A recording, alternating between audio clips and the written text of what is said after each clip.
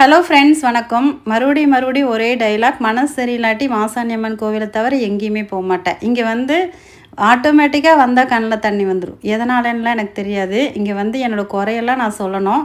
அதுக்கப்புறம் நான் ஏதாவது தப்பு பண்ணியிருந்தா கண்டிப்பாக யாராவதுனால அது தெரியணும் அப்படிங்கிறதையும் நினச்சிட்டு வருவேன்.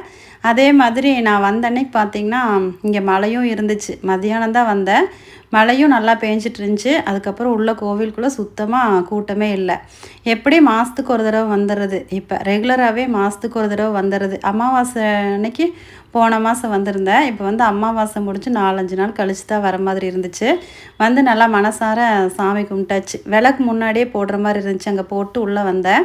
இந்த கொலு வச்சுருந்தாங்க. அதில் ஸ்பெஷல் என்னன்னு பார்த்தீங்கன்னா, மாசாணி அம்மனை வச்சுருந்தாங்க. அதுதான் ரொம்ப சிறப்பாக நல்லா இருந்துச்சு. ஏன்னா மற்றது எல்லாமே நம்ம எல்லா வீட்லேயுமே பார்த்துருப்போம். ஸ்பெஷலாக கோவிலில் வச்சதுனால மாசாணி அம்மனை அழகாக சின்னதாக வச்சுருந்தாங்க. இந்த டைம் உங்களுக்கு கிடச்சி அப்படின்னா நீங்கள் வந்து போய் பாருங்கள். ரொம்பவே நல்லா இருந்துச்சு. இதில் வந்து சிறப்பு தரிசனத்தில் தான் எப்பயுமே போவேன். போனோன்னா சாமி பக்கத்துலேயே நின்று பார்க்கலாம். 3 வழி இருக்கும். ஒன்று பொது தரிசனம், இன்னொன்று ரூ. 25 டிக்கெட், இன்னொன்று ரூ. 100 போனால் சாமி பக்கத்தில் போகலாம். லெமன், அதுக்கப்புறமா பூசைக்கு உண்டான எல்லாமே கொடுப்பாங்க. கூடயே ஒரு மாலையும் கொடுப்பாங்க. அது வந்து எனக்கு ரொம்ப பிடிக்கும். திருநீருக்காகவே நான் ஸ்பெஷல் வழியிலையும் போவேன். பக்கத்தில் போகணும் அப்படிங்கிறதுக்காகவும் போவேன். போனீங்கன்னா போய் பாருங்கள். Bye friends.